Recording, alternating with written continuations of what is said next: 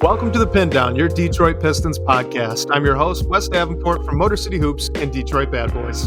And I'm Blake Silverman, writer for Detroit Bad Boys, covering everything from the Pistons to the NBA draft and the Motor City Cruise.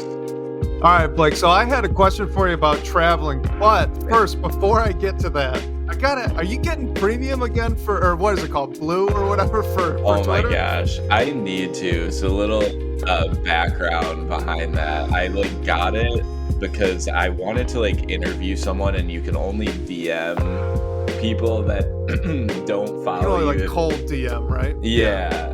So I paid for a year and it ran out and I have to redo it. But yeah, that's why we haven't been on Twitter. If anyone has noticed, they StreamYard changed, or probably Elon X changed Yeah, I it. think So Twitter did it. you could only connect the streams with premium. So yeah, we need to get back on there.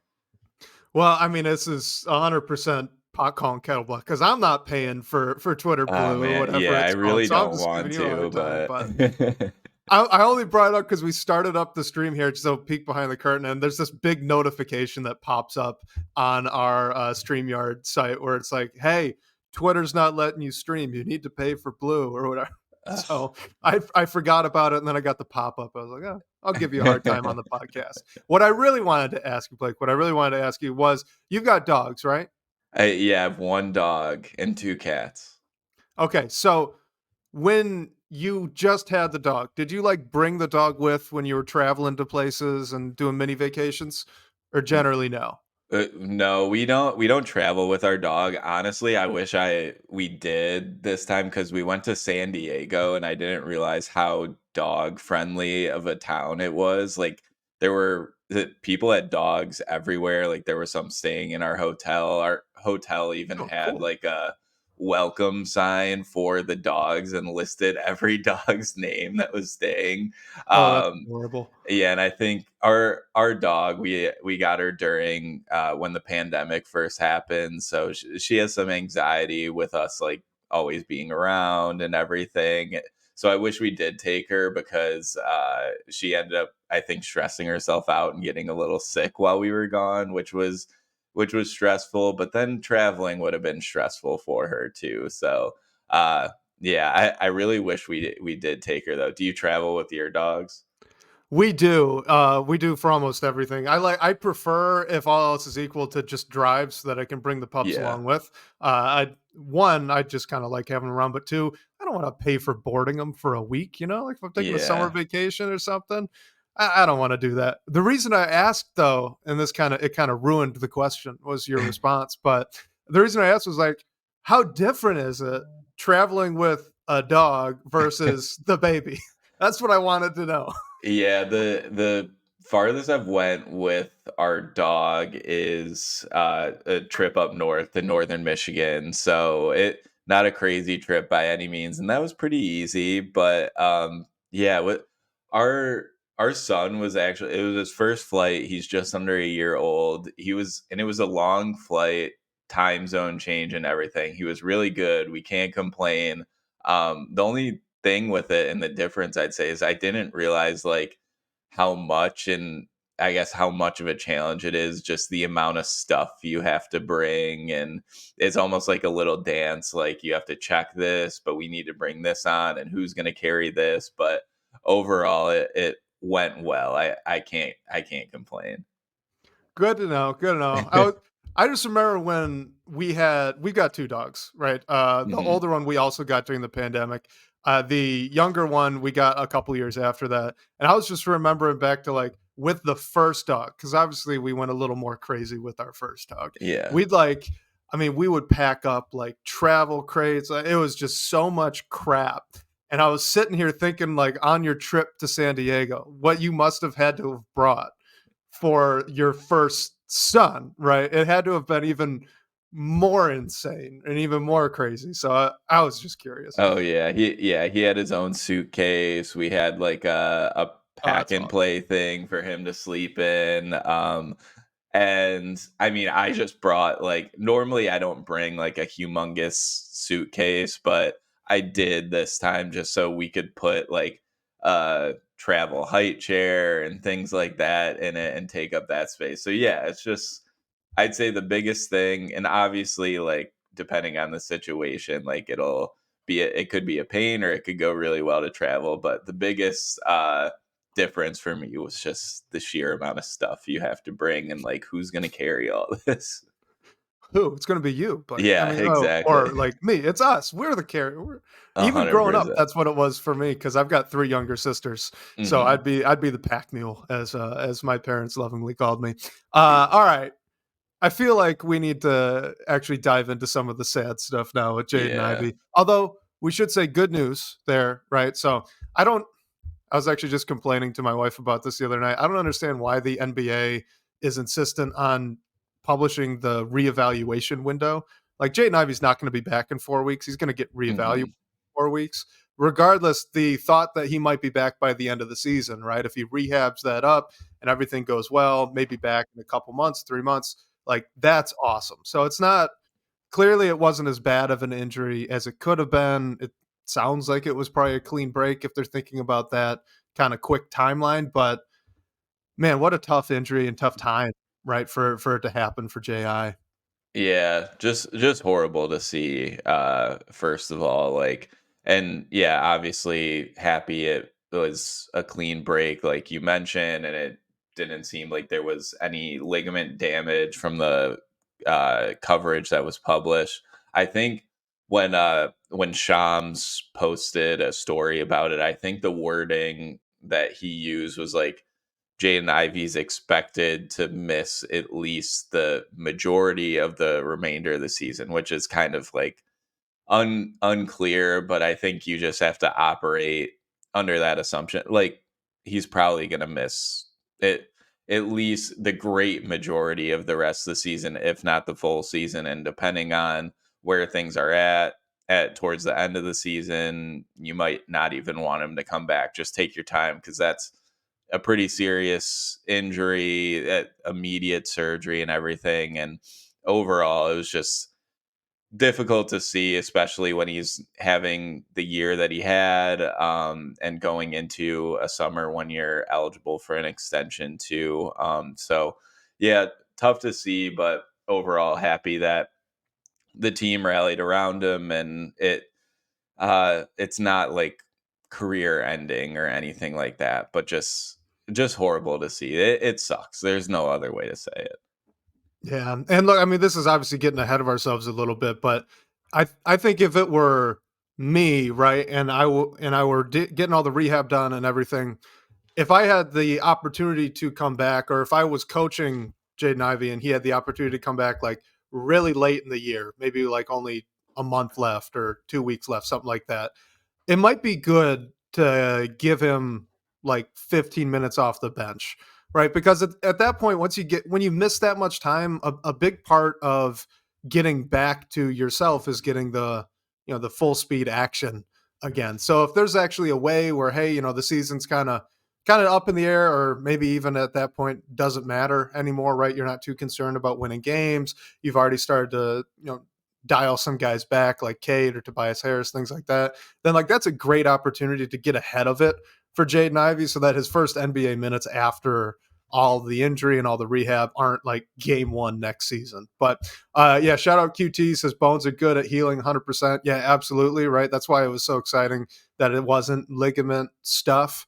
Um, you thinking it's a full recovery and you're not too worried long term about his speed, his quickness, things like that, which is awesome. And then Chili Damon says he'll miss Hutch time. Was this the same injury? I don't remember exactly the injury that Hutchinson had, but it's definitely eerily similar.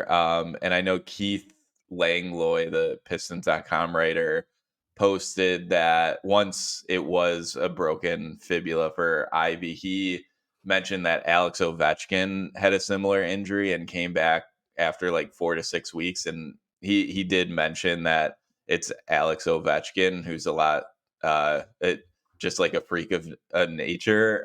But Yeah, it's and some, hockey. yeah, It's also exact, hockey. Lower standard to return in hockey, to put it ex, nicely. exactly. So, yeah, it's something that other athletes have went through before. And although it's definitely not good to see and just like horrible all around, like hopefully he can come back as soon as possible. Shout out to Order of the Blazing Horses. What up, though? What up, though, man? Happy to see you guys joining. All right, so let's just jump right into it then, because the fallout from the Ivy injury, and I'll have to say the answer to this was actually I did have this, but this is Are YouTube you user says who did? had Wendell Moore Jr. on their bingo card as a starter. I wasn't expecting it. I did consider it as an option when we were recording the Pistons Pulse, and I was kind of thinking to myself, as Bryce Amari we're having that conversation. But what do you think about how JB approached at least just this one game of missing Jaden Ivey? I thought it was interesting. I mean, I think I'm gonna give myself a few more games before I come to conclusions on it by any means. I think it was before the game. The beat reporters were posting about how JB Bickerstaff mentioned like you can't really just full on replace what Jaden Ivey brought, and in terms of the rotation, it's going to be a bit fluid and figure things out, which I agree with. I think it's a good approach, but I mean, even still with that, I didn't think the first option or the first look you'd go to would be starting Wendell Moore Jr.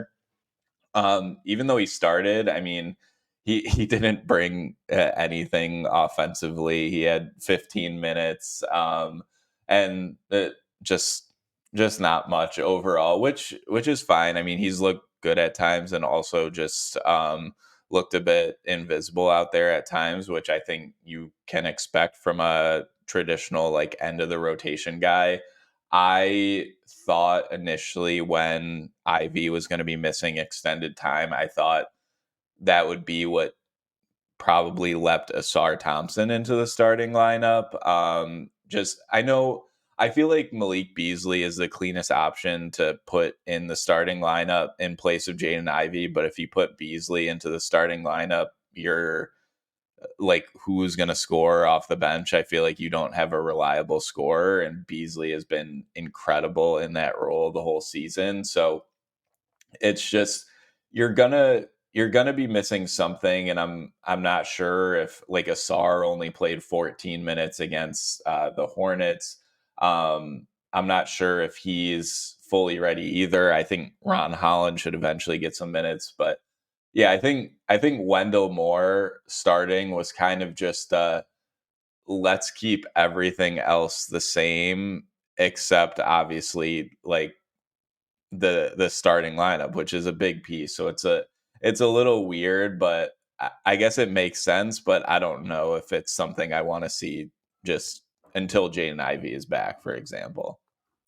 Well, and like YouTube user brings up in the comments, it's not like the second unit isn't already going to be different. Jaden Ivey was the second unit Right. point guard, right? So honestly, my first thought when I saw the starting lineup posted was that this was a Simone Fontecchio problem. You're technically right now replacing two guys off the bench already with Tech out, and then like we just said with Ivy being the backup point guard, and he's obviously out. So the cleanest thing was in this case, if you already have two bench minutes that you're kind of patching together with duct tape and glue, then to stick someone into the starting lineup that's usually out of the rotation, as that would have lesser of an impact, right, on the entire rotation on the whole when you're already having to do those replacements. I'm really curious to see what happens when Fontecchio is back. What they've been doing, what JB's been doing when everyone's been healthy, is basically three forwards off the bench, kind of splitting minutes with Fontecchio, Asar, and Ron Holland. And whoever was playing better would usually get the nod, right, to get the majority of those minutes, though not all. Everyone would still get some tick.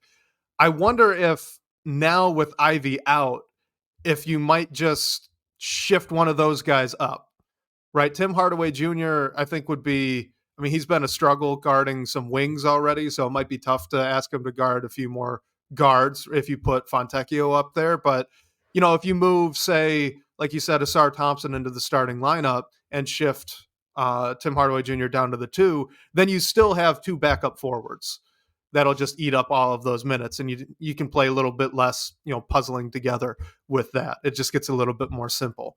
So Like genuinely, I kind of think that Wendell Moore Jr. starting was just a product of also being out or being without Simone Fontecchio. I suspect we're going to see something different once he comes back from, yeah, YouTube user says personal reasons. Yeah, hopefully everything's all good in the Fontecchio household. Stuff like this is always tough because people Mhm. jump to the negative side of things. He also could be having like a baby or something. Like who knows? You never know what good or bad stuff's going on. So he's just away from the team for the moment. Assumedly he'll be back soon.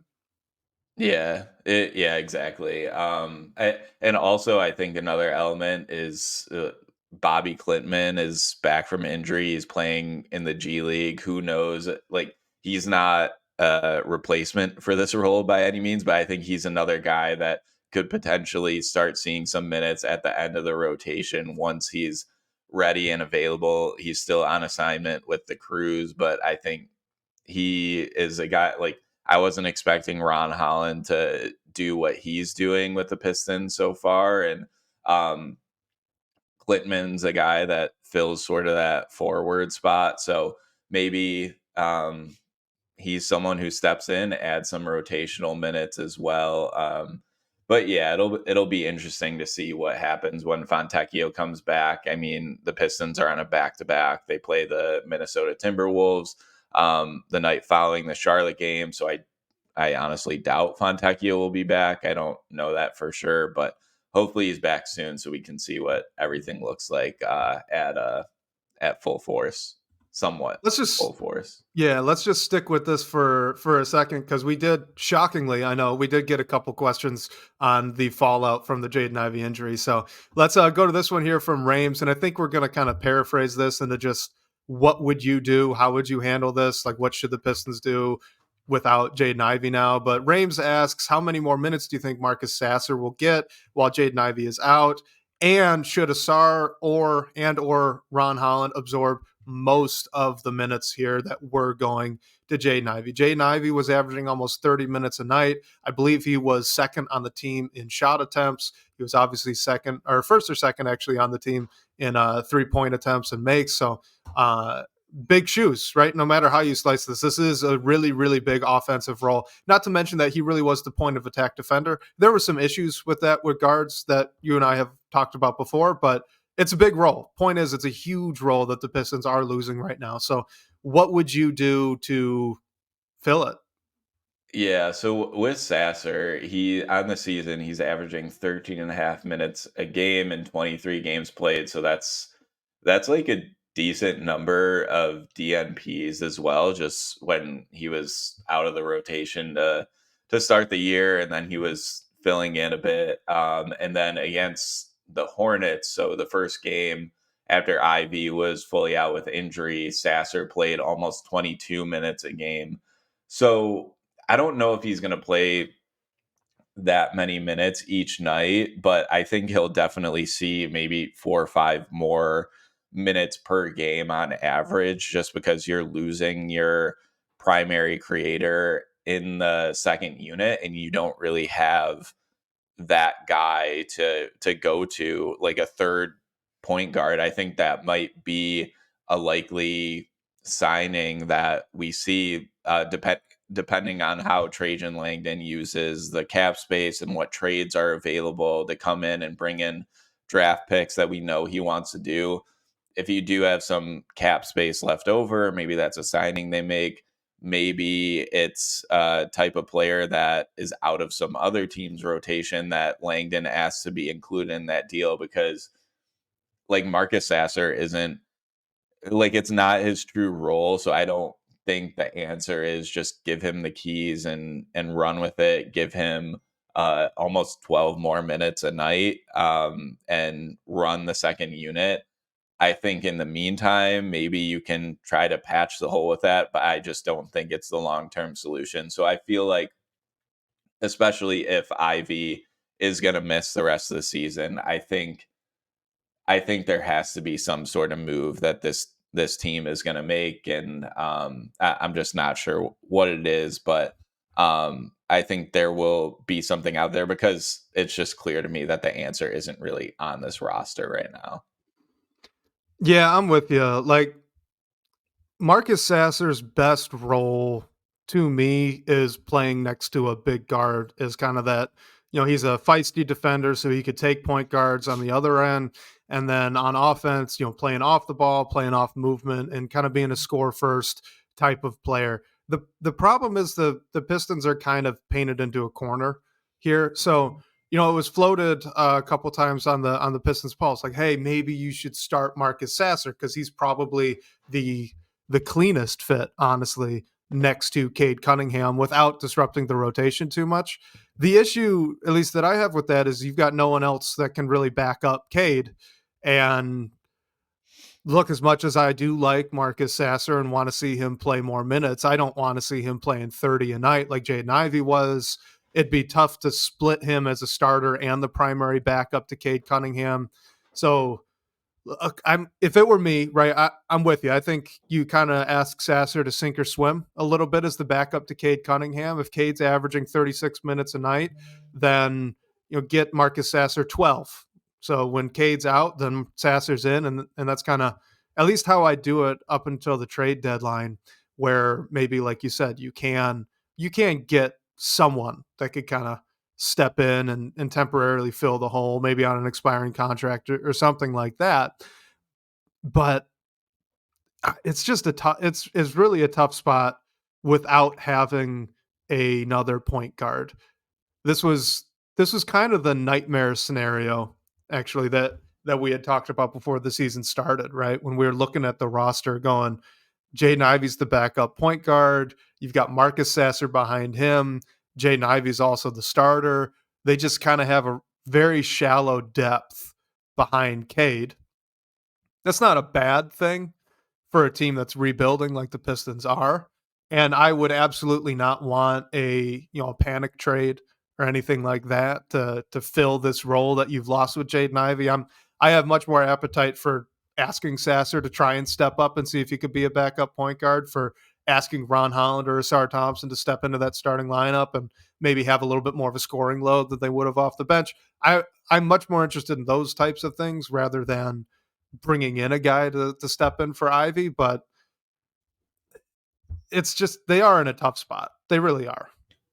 Yeah, and I think the good thing is the trade deadline is only a month away, and I just think like that's a reasonable amount of time to at least try and get by, see if this works. Um, and yeah, if there is a move made, which I think there will be, I don't think it'll be one that's like splashy by any means. Like I think it'll be something like Malachi Flynn gets routed to Detroit at the trade deadline like he was last year, and he ends up playing some minutes towards the end of the season when you're trying to piece things together. So a player like that mold that can help you off the bench just get by and help bring that like a creator to the second unit, because I feel like we don't really have that right now, and it's just we knew the roster was sort of set up like this going into the regular season, and now just with the absence of Jaden Ivey, it's glorified a little bit. But yeah, overall, I think it's an opportunity for Marcus Sasser. I hope he does well. I just don't think it's the the primary role for him, and really and I also think he knows what kind of player he is, and he'll be asked to do something else because of this injury, and I think he can perform well. I just think it's not the type of player he is long term, but it's a great opportunity for a second year guy.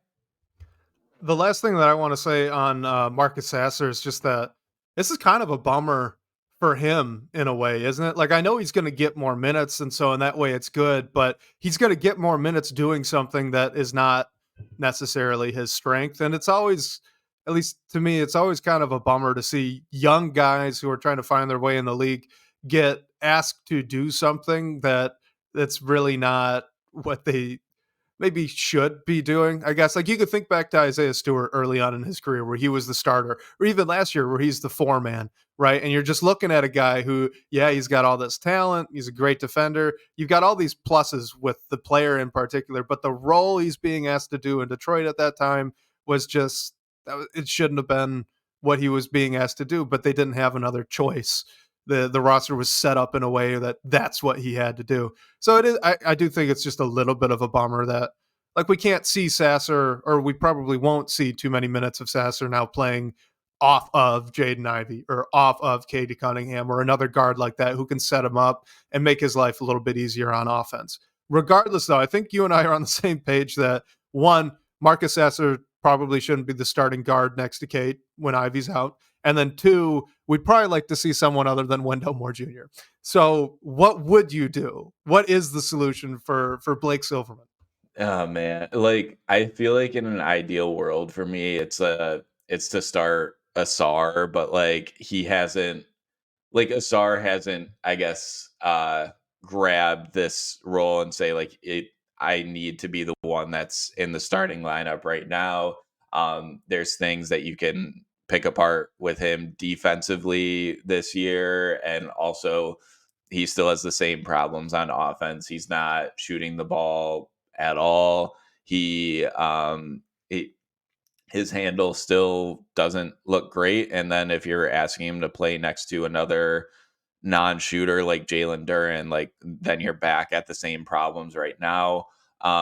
Team Savant brings up Ron Holland in the chat. Like I think that's a good option. I think Holland's shot has looked good first and foremost, and it started to drop a little bit more. I think it's still going to need some time, and I've been really impressed with what Ron Holland is able to do around the rim, and then defensively, he's an active defender. He can make plays at times. It's still a work in progress there as well. So, like, I feel like I would want Asar to be in the starting lineup, especially with this injury to Jaden Ivey. But right now, I just think the context of this roster, it creates some other problems. So maybe Holland's the answer. Maybe Simone Fontecchio is when he's back.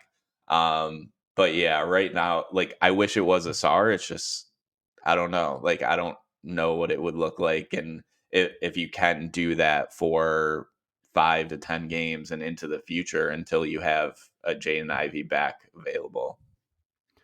Yeah, I'm not hoping that it's Ausar Thompson at all. I look, I we've obviously we have talked on this podcast plenty about the pairing of Duran and Asar, and look, I'll just say that that's been an issue since Asar has returned against the Magic in particular, and a few people have pointed this out too. This happened against the Hornets, but it was very obvious the spacing concerns that that pairing causes against the Orlando Magic.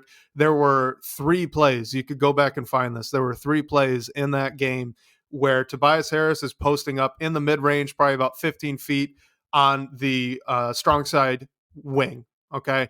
Jalen Duren is on the weak side block, maybe a step or two off. His man is helping all the way over on the opposite side of the hoop to help with the not Isaiah Stewart, to help with the Tobias Harris post up, which in and of itself probably not great position. I would be worrying about the lob, but maybe you're just thinking that Tobias Harris isn't going to throw it regardless. So you've got that problem right there. And actually on a couple of them, you could hear JB Bickerstaff on the mic yelling for Duren to back up and get out and get away. Problem was Ausar Thompson was also right behind Jalen Duren in the weak side corner. Take a wild guess where Ausar Thompson's man was. Oh man, he just not anywhere close 3 to him. times, by the way. Yeah, 3 times. Doubling Tobias Harris. Yeah. Not even like covering, playing to no, straight up double on Tobias Harris from the opposite corner. You cannot function with that. And I know that they can kind of get away with it a little bit more. Defenders can get away with it a little bit more because Harris has been very late to pass out of double teams when he's posting up. He's very much score first when he puts his back to the basket. I get that. But the spacing was just, it's so bad when those two are out there. It is so bad. And there's no real way around it. Like you could ask Ausar to be a better cutter. And I think that's valid. I think he struggled off ball with his cutting this year more so than he did last year. But it's also not like he's cutting into open space very often, right? Because Duren's guys in the paint too. There's really no winning. So Yeah. Unless you're going to use it as an excuse to put Isaiah Stewart in the starting lineup or Paul Reed in the starting lineup, which I guess is a conversation we could have, then I'm not in favor of Ausar Thompson starting. I do want to point out though, we're talking this a little bit before the show, but Ausar Thompson, his stocks per 100 possessions have basically remained the same. Okay, but they're very different than they were last year. So last year, per 100 possessions, he averaged 2.1 steals and 1.8 blocks. This year, it's 3.1 steals, so one additional steal per 100 possessions, and 0.8 blocks. So exactly one less block per 100 possessions. He's been like, I don't want to say that it's less disruptive because per stocks numbers, it's clearly not, but it's very different than last year. And I'm not quite sure why.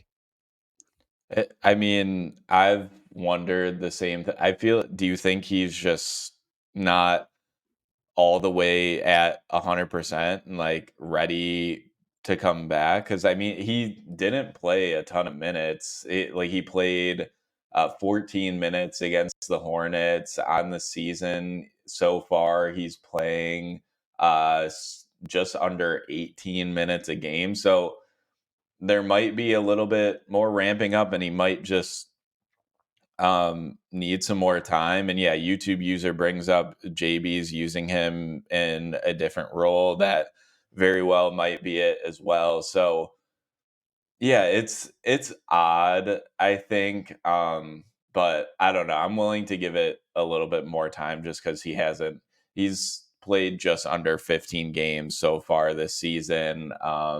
So we'll see what comes from it.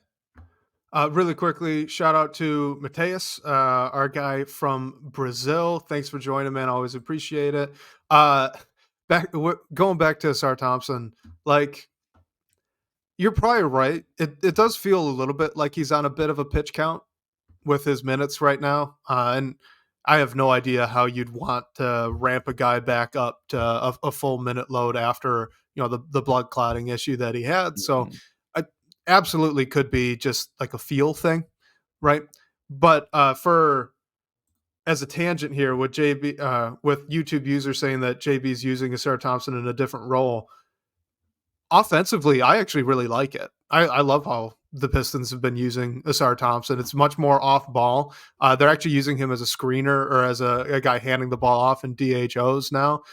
He's not just standing in the corner usually. There are times that he is, but a little bit different than last year. I feel like last year there were moments where the play was designed to stick Asar in the corner and just kind of be away from things.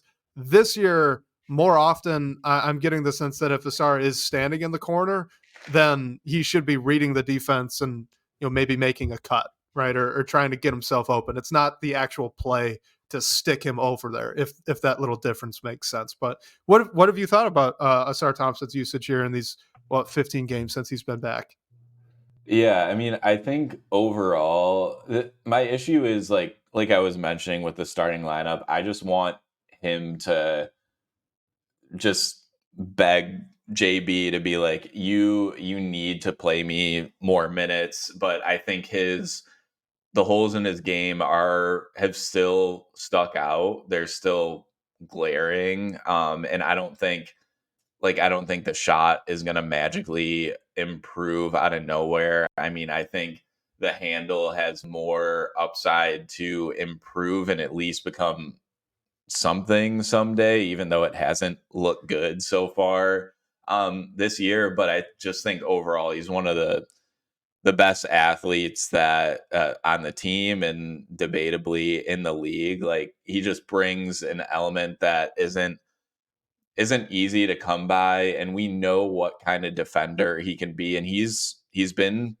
disruptive. He's looked good at times, and there's other times where you can pick things apart as well. So I think right now it might just be adjusting to a new system, adjusting to coming back to full force after missing all the time he did. So um I don't know. I guess I think it's just been a little like straight line down the road, and I'm waiting to see him ramp up a little bit more. But I think I'm not starting to worry that he can't improve the fields that we know he needs to improve on. I just think if it's this way, like next year, it might just be like this is the player he is, and I just worry about the team always having to mold lineups around him to make up for those like doubles that you mentioned and leaving Asar alone. So I think that's the problem with him overall. But I think I think he's been good. It's just not like he hasn't leapt off the page, I guess, and demanded that he be put into the starting lineup after 15 games, I guess is my point. Let me ask you this, Blake, because and I want to preface this by saying that I am of the belief if I had my way right now, Ron Holland and Ausar Thompson, one of those two would be on the floor for the entire 48 minutes of the game. I think both of their potential is through the roof. I love what they're bringing on defense, even though we have nitpicked Ausar Thompson just a little bit so far on this show. But overall, his impact on defense has been great. His athleticism is a huge plus, good in transition, all that stuff. And you could say a lot of that same thing about Ron Holland as well. So I want to get that out there before I Mhm. ask you this question. Where is this idea that Asar Thompson needs to be an on-ball player coming from?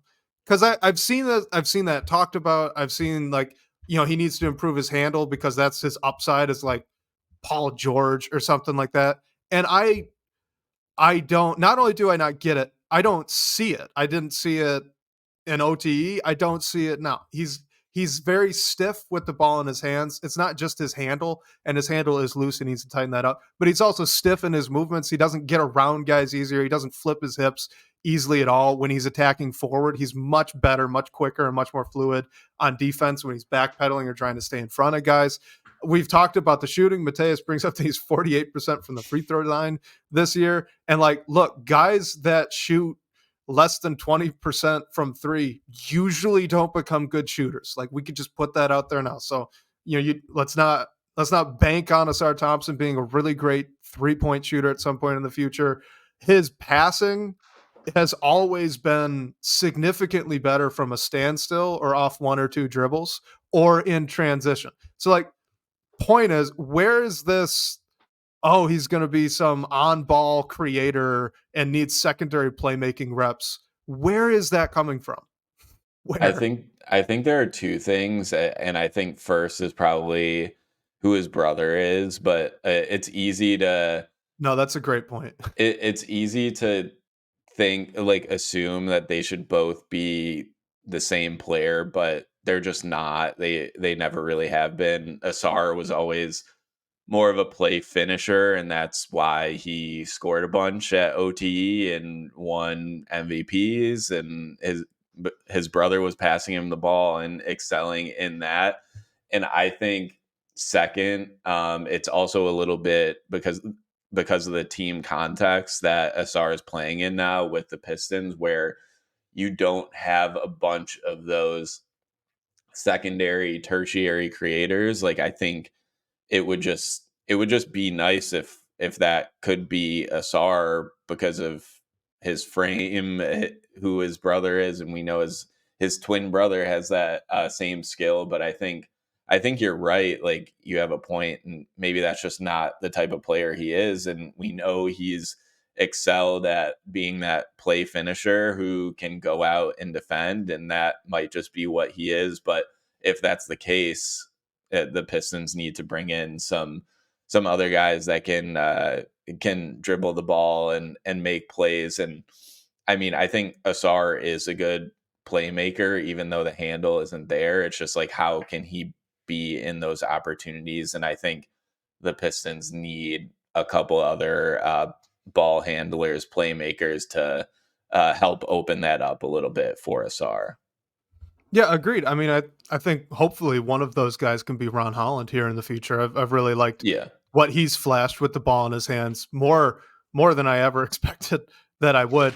And actually, to go all the way back to Rames's question, I think my solution to this how to replace Jaden Ivey thing would probably be Ron Holland.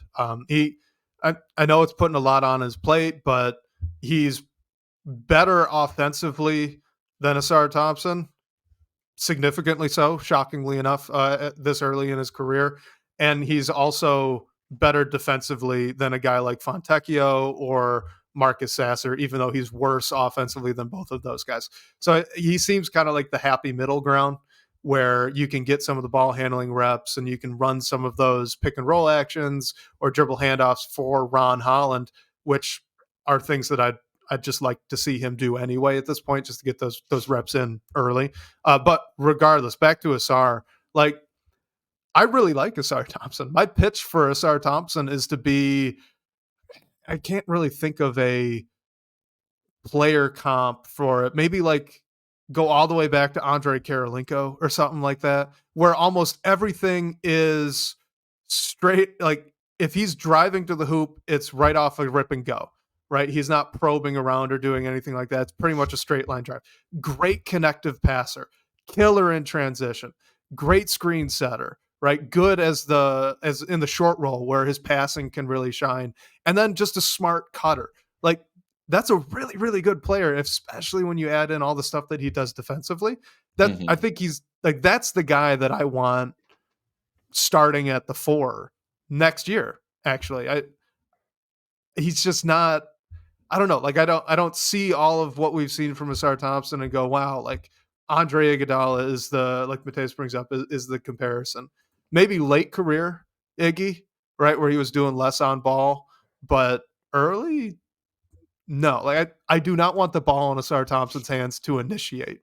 I'd like to get the ball into Asar Thompson's hands when he's moving and then can get it to someone else because I trust him in that secondary pass situation. But yeah, I guess that's my pitch on Asar Thompson. I think he and Ron Holland are going to be a great pair starting, hopefully, fingers crossed, next year at the 3 and 4. But like very, very different roles to me. I'd want Holland far more off ball and of course, as YouTube user brings up, I would want to stretch big. Yeah, it that begs other questions on the roster, which are a different conversation. But with Asar, is he who you brought up Gerald Wallace for before? Yeah. Yep. I stand by that.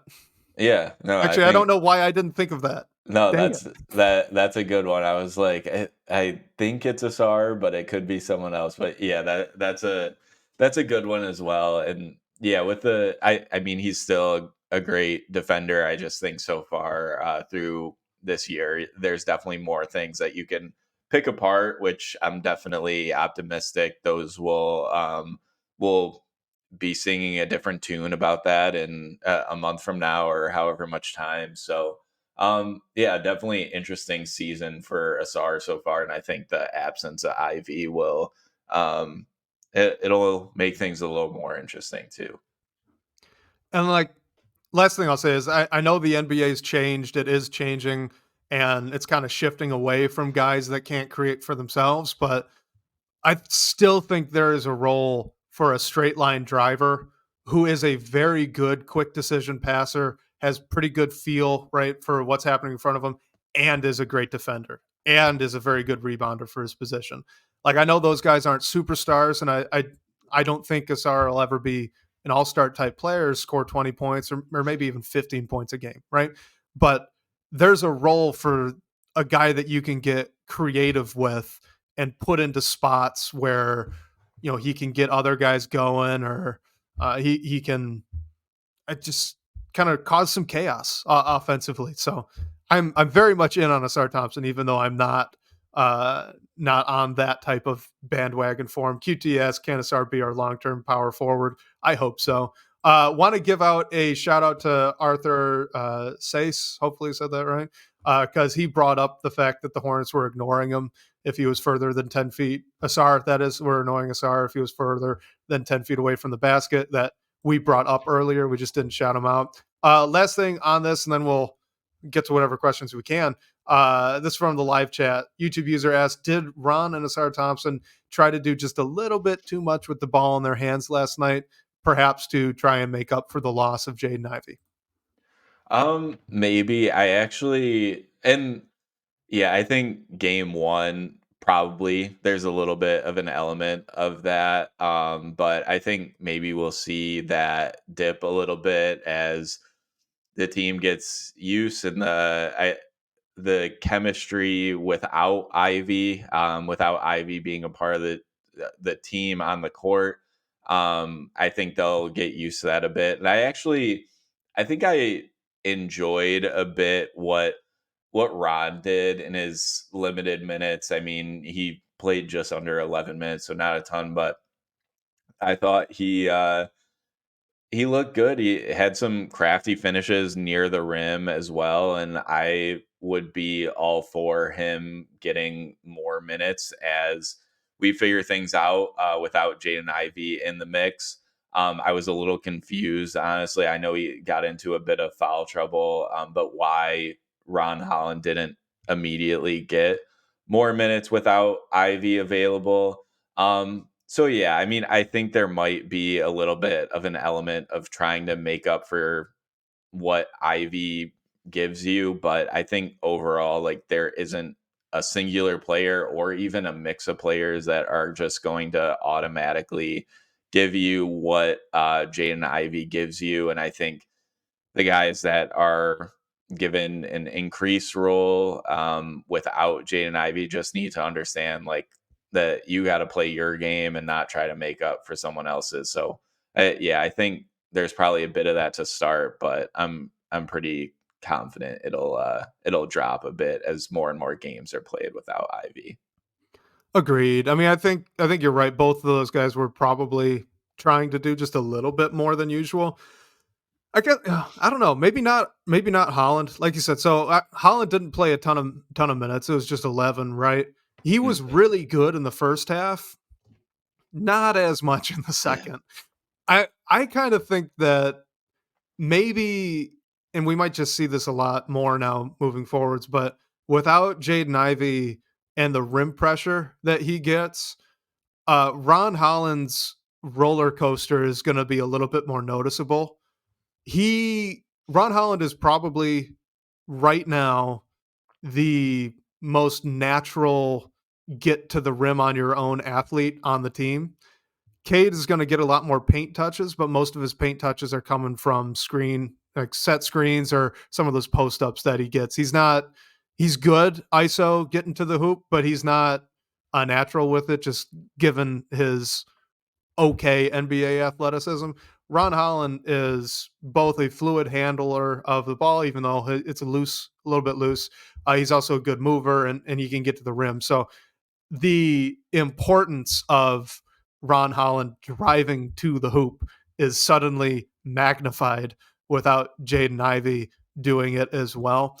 So I Mhm. don't think that Ron Holland did much differently than he had been doing the past couple of weeks against the Hornets. Maybe just more, right? He had more opportunities to do it now that Ivy wasn't there.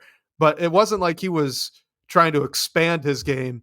It's just the fact that he the turnovers and the missed layups that kind of like turn into air balls, right? He's been doing that. It's just now it really stands out. It really Yeah. stands out. Yeah, for sure. And I mean, I hope Holland plays a little bit more. I mean, I was Me too. a little bit confused by it, but like you mentioned, it was maybe just not much going on in the second half. And he also didn't get into the game until really late, I think. I think he came in with like maybe 1 minute left in the first quarter, or maybe even I don't know. I'd have to go back and rewatch, but I think it might have just been a little bit of trying to adjust the rotations without Ivy and seeing what happens. So I think we'll see his minutes go up because, yeah, I wasn't expecting him to go down from, I think he's around 15 minutes a game on the season to playing a decent amount less than that. You don't have Jaden Ivey available. So I think we'll see that change and just need a few more games under our belt to see what that's like. Yeah, completely agree. So fingers crossed. I mean, like I said, I'd start him at this point. So hopefully, at a minimum, the minutes numbers are going to increase. This is a question here from Cliff Dweller, also kind of on the same topic as you might expect, given the big news, right? That just happened this past week. But is there an overpaid but still functional point guard or maybe combo guard out there who the Pistons could trade for and possibly get assets for taking on that could help them maintain a more functional rotation without Jaden Ivey? That was Cliff Dweller from the DBB comments. Yeah, I know you put together some options for these. Did you wanna rattle those off? Uh, Yeah, but I don't think they're gonna make me popular. D'Angelo Russell, if the Brooklyn Nets just want to get off that contract, I don't think at this point you'd get an asset for taking him, maybe like a second, since he was already an asset dump one time this season, right? When that Dorian Finney-Smith trade with the Lakers. But that's an option. Cole Anthony is actually a guy I really like. He was kind of sort of out of the rotation when the Magic were all healthy, and he's now a lot more important given all the injuries that they've had. And fingers crossed. Hopefully, Jalen Suggs is okay. That's a guy that I was really impressed with so far this year, and had a really nice game against Detroit. But neither here nor there. So maybe Cole Anthony isn't an option. Maybe he is if the Magic continue to get more healthy. And then Davion Mitchell's kind of been yo-yoed in that rotation for the Toronto Raptors. He's a guy I like. I especially like him next to Cade. I know he's not exactly a point guard, but he's a very, very good point of attack defender, iffy 3-point shooter. So, it's just order the blazing horses. Imagine Cole Anthony after taking out Ivy and replacing Ivy. I feel bad for Cole Anthony, by the way. He was getting dogged just because it resulted in a bad injury, and he was making a great hustle play that we'd all be applauding if we were Magic fans, and it didn't end up the way it did. And he was clearly emotional too, watching the whole thing unfold. So feel bad for the guy, but regardless, yeah, that would be pretty funny. But Davion Mitchell's probably the guy I like most at this point. Like if you could get him for a couple of seconds, that might be something worth doing. But other than that, like I wasn't all that impressed with the options just kind of sitting around at the end of benches right now. Yeah, the only other name I'll bring up, and I promise this isn't recency bias because I brought the name up I think a couple weeks ago, is Vasily Micic from Charlotte, and he He played had a nice against game. yeah he played against the Pistons a decent amount because Lamelo Ball was out, and I was wondering like would Charlotte want to give him up because Lamelo has so many injury problems. If LaMelo is healthy, like they were KJ Simpson, their rookie second round guard, they were giving him some minutes against the Pistons last night, and he looked pretty good. So I wonder if Micic would be a name that's a fairly low cost option. He makes under 8 million a year, has a team option for next year, and is just like a true creator. And I mean, Troy Weaver made the move for Fontecchio, so it's a different front office now, but he's like a second year player, but an older guy. It's sort of similar ilk and brings something that this team needs. So if he's available for a low cost, I like him as well. But yeah, I like Davion Mitchell as well, because I think he's something that he can at least defend as well and make some plays. And yeah, the D'Lo one is interesting, but I think I saw a report that like Brooklyn is gonna keep him there, but I couldn't imagine them not being willing to trade him if there wasn't a good deal on the table. D'Angelo Russell is one of those guys that seems to only be able to play in Brooklyn, so maybe they do just want to keep him around. I mean, with the Nets, he's a building block. Anywhere else, he's a salary cap dump. Let's get to this one here from ABW17. More just kind of a general question, and there is a follow up. But if you're running the Pistons right now, are you looking to capitalize on the winning momentum and buy at the deadline to push for the playoffs, or would you rather be renting out your cap space on shorter term contracts that get assets back in that trade? I think I would prefer the latter.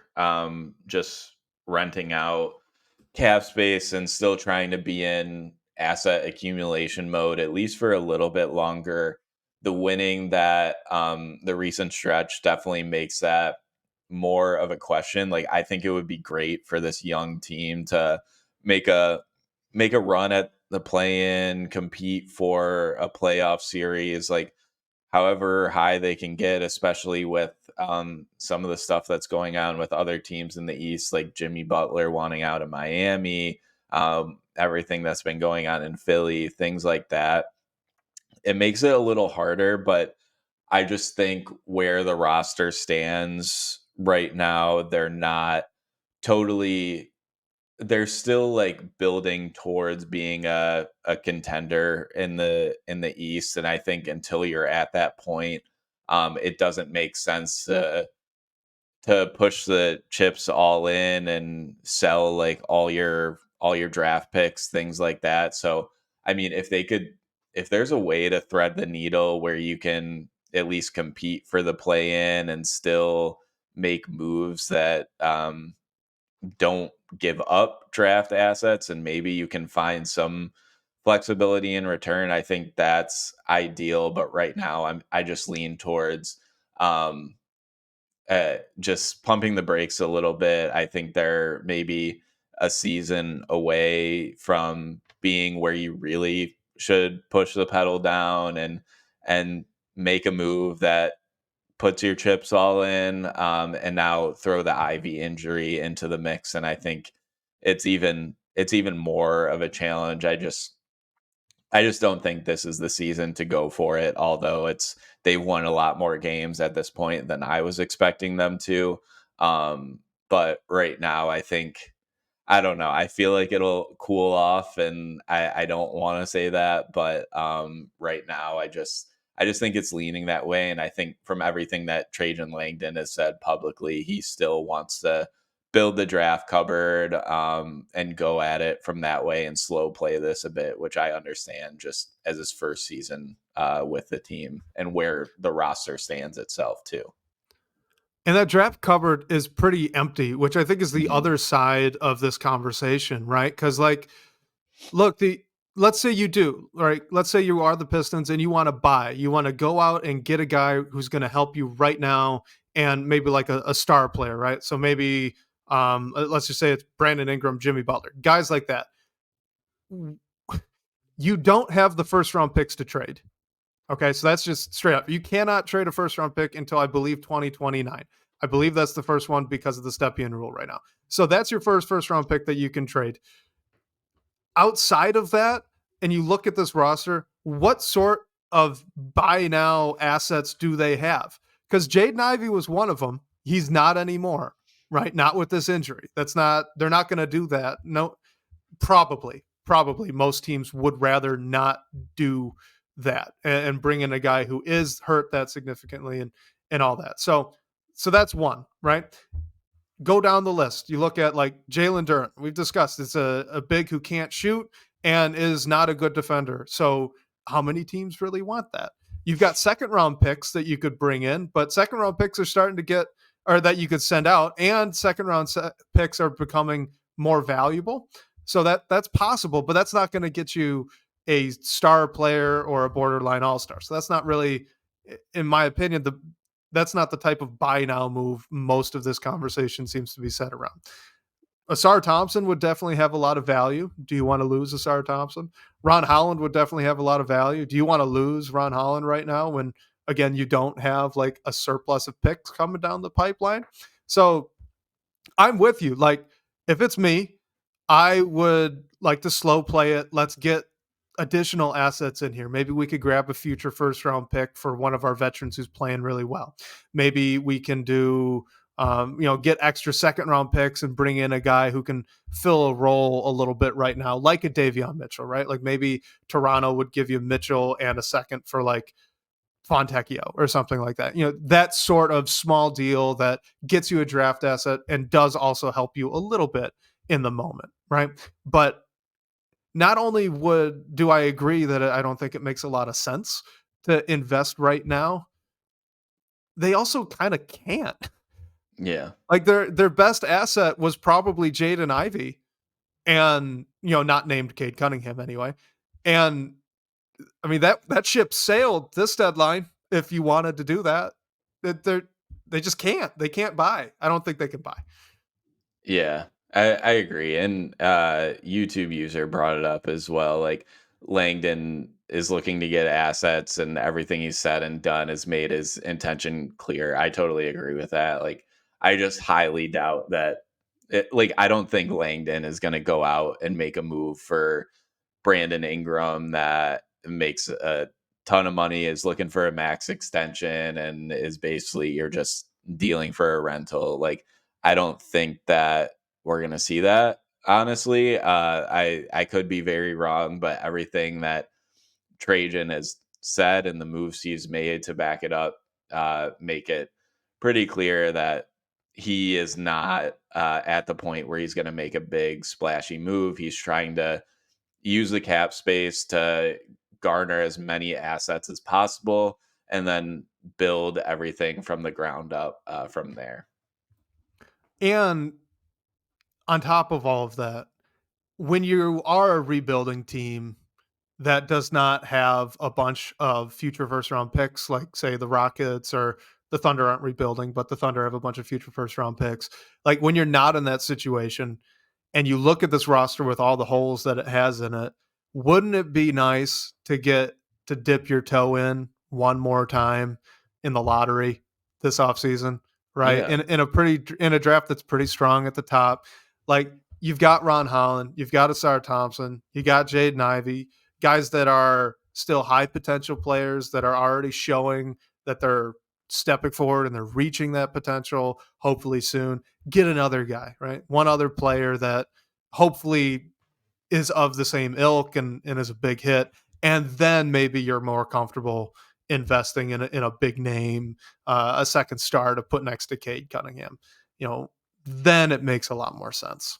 Right, and even if the Pistons are like their record puts them towards the second half or towards the end of the lottery, like you can still add a guy with that. Like the Thunder went out and got Nikola Topic, who yes, he's injured and missing this whole year, but like that could be your secondary creator, the guy that runs your second unit. Like, I mean, he could even be better than that, but I mean, there's you just need to the thing with the draft is you just need to find one guy, and I think the Pistons have had plenty of misses, but we've only seen Langdon make a couple picks with this team, and I think taking the swing with Ron Holland says that he'll be he'll be pretty confident, and if there's a guy that he likes and he thinks fits the mold and can contribute to this team, he's gonna go out and get them. So even if the Pistons aren't in the Cooper Flag sweepstakes, I think that would be okay too. All right, let's wrap it up with this question. We did get a lot more, so that we're not going to get to today, but all of them are a little more evergreen, nothing too pressing. So fingers crossed that nothing changes over the next week.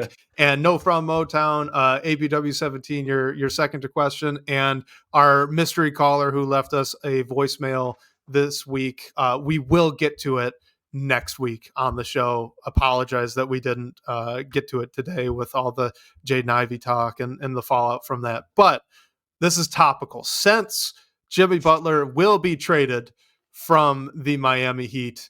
KCP for three wants to know, would you trade Tobias Harris, Simone Fontecchio, and Tim Hardaway Jr. for Jimmy Butler?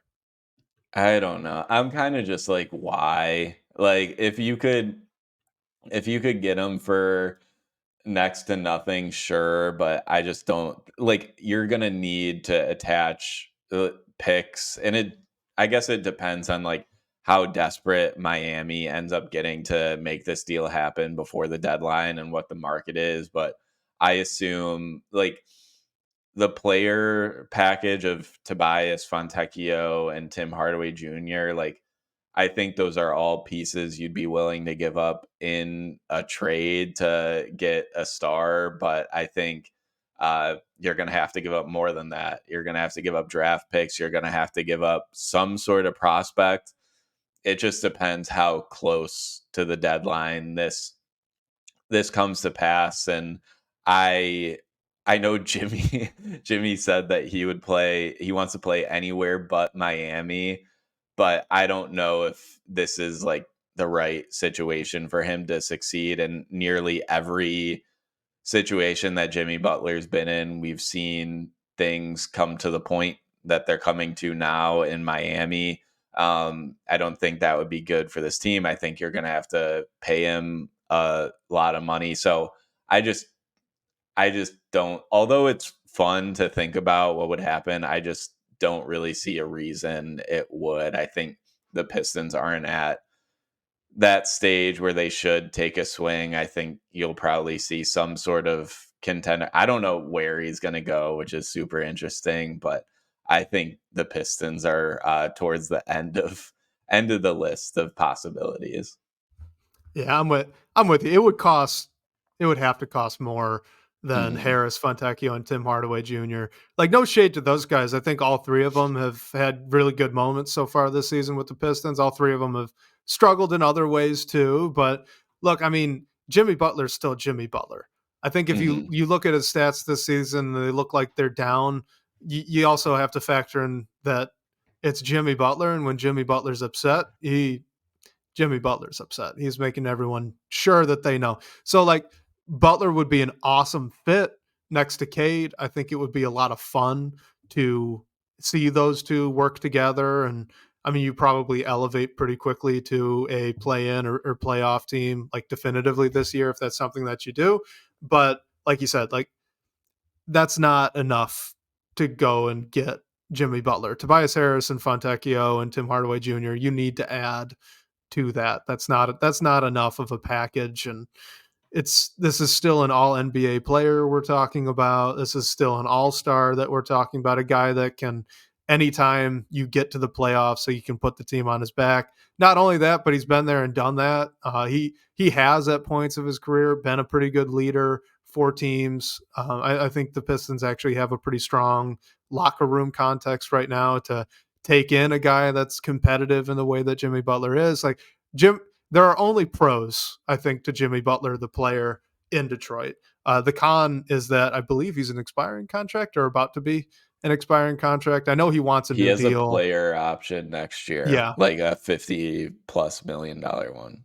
yeah. So he'll probably be seeking more money than that.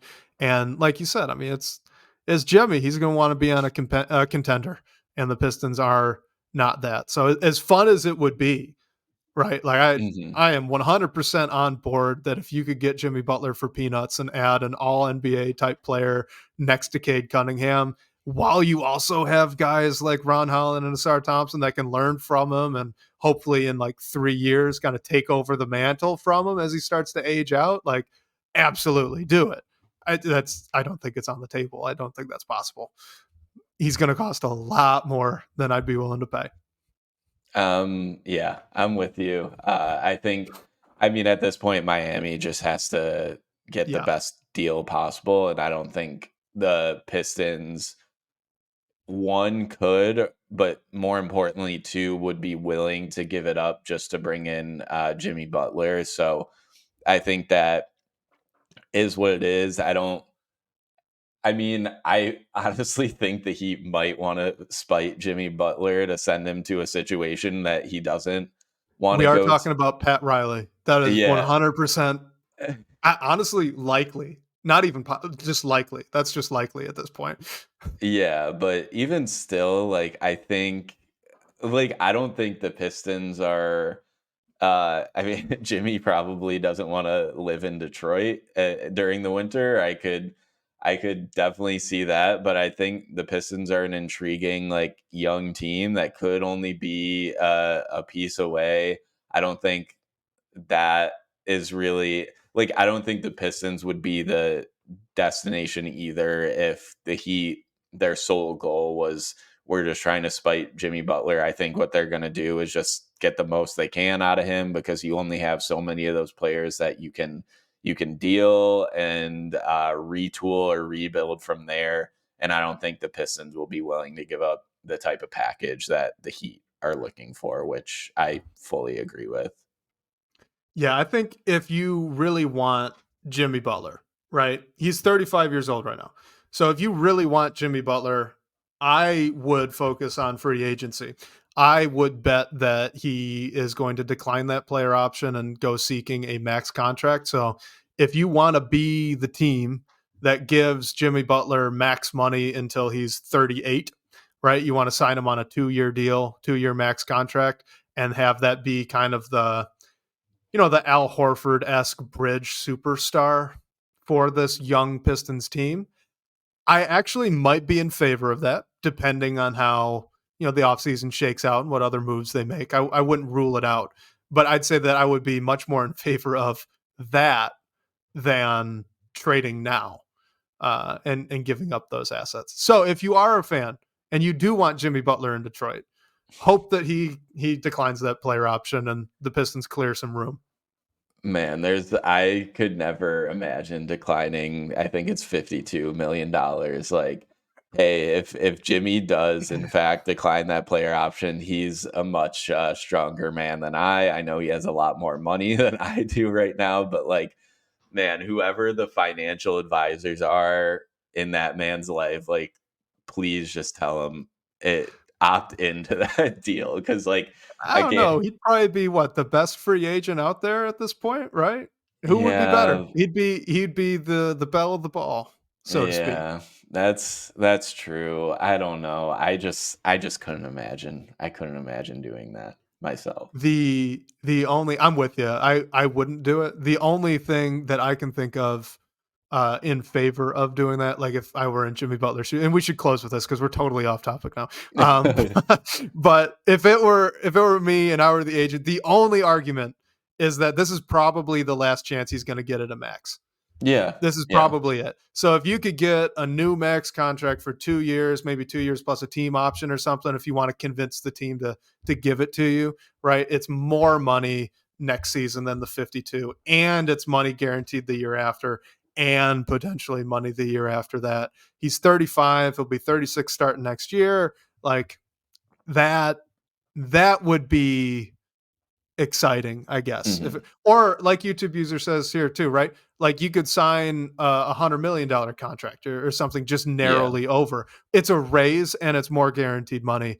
And when you're 35, 36 years old, this is probably the last shot that he's going to have. Probably. He for could be sure. LeBron, right, and keep going until he's No, 42. But no odds are one's not LeBron. in his favor. Odds are not in his favor. Yeah. No, I'm with that. I could see that option, but yeah, you need to have a clear understanding of the market before you do that, because declining 52 million is just like, Yeah, wow. you need to have feelers out, right? Like you'd hmm need to be like, okay, the Pistons might be interested, whoever might be interested, the Bulls might want, stuff like that. Oh man, he's probably You'd need not a going bidding back to war. Chicago either. But yeah, Hey, you're he is right. a Midwest guy, right? Well, since college, he's been in the Midwest a bunch. Minnesota, Chicago. He went to Marquette, right? What's Yeah. Detroit to Jimmy Butler? That's true. That's true. We'll see. I mean, I'm not staying up for it, but that would be fun. All right, I'll close us out, Wes, unless you had any final Jimmy Butler thoughts. We No, probably I think spent I way think too we much gotta time we on spent way too much on Jimmy it. Butler. Hopefully everyone enjoyed this because this was not Pistons related by the Well, end. hopefully the Jimmy saga will close. I mean, it's been super entertaining, obviously, but I'm ready for it Oh to yeah, end, it's been as fun. I'm sure everyone else is. But thank you everyone for joining us live, leaving questions. We did get a voicemail question that we didn't get to, but we promise we'll get to it next week. And then we have a whole bunch of stuff on trades as well as we get closer to the deadline. So apologies if we miss your question. We'll definitely get to it next week. Reminder, if you do want to leave a voicemail, you can call our phone line to ask a question, hear your voice on the show. The number for that is 313-355-2717. And special thanks to Sean Corp, the managing editor of Detroit Bad Boys, for supporting the show. And shout out to you guys again for all the great questions and talking points tonight. We'll catch you next week, whether on your commute or live with us on YouTube. We can't wait to talk more Detroit basketball with you all.